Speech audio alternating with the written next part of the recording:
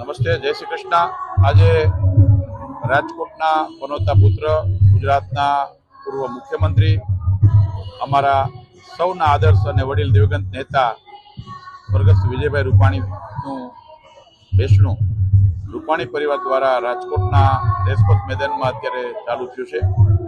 જે રીતે વિજયભાઈ સમાજ સેવા કરી હતી, જાહેર જીવનમાં લોકોની વચ્ચે રહીને સુખના સુખે દુઃખ, લોકોના સુખે સુખી અને લોકોના દુઃખે દુઃખી એ પ્રકારે જીવન વિતાવ્યું છે। એમને ગઈકાલે અંતિમ યાત્રામાં પણ આપણે જોયું છે કે લાખો લોકો એમને શ્રદ્ધાંજલિ અર્પવા માટે પધાર્યા હતા। આજે પ્રાર્થના સભામાં બેસણામાં પણ રાજકીય, સામાજિક અને અલગ અલગ ક્ષેત્રના સૌ અગ્રણીઓ અત્યારે આવી રહ્યા છે। અલગ અલગ વિચારધારા ધરાવતા પોલિટિકલ પાર્ટીના લોકો પણ વિજયભાઈના જે પ્રકારનું જીવન હતું, જે પ્રકારે સમાજ સેવા હતી, એને યાદ કરીને એમને અશ્રુભીની શ્રદ્ધાંજલિ આપવા માટે પધારી રહ્યા છે। અમારા પરિવાર માટે, ભારતીય જનતા પાર્ટી માટે અને રાજકોટ માટે આ ખૂબ જ દુઃખદ ઘટના છે।